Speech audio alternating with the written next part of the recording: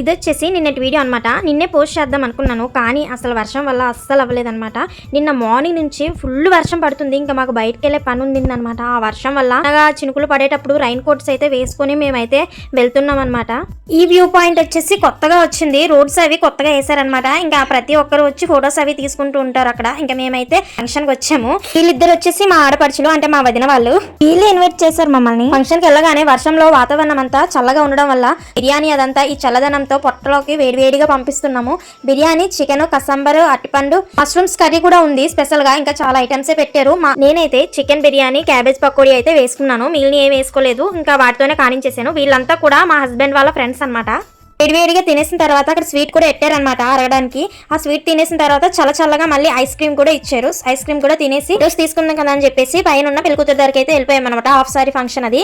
నేను ఫొటోస్ తీసుకొని మళ్ళీ అక్కడి నుంచి బయలుదేరి వెళ్ళిపోయాం. ఇంతకీ మీ వైపు నిన్న వర్షం పడిందో లేదో కామెంట్ చేయండి. వీడియో నచ్చితే లైక్ చేయండి.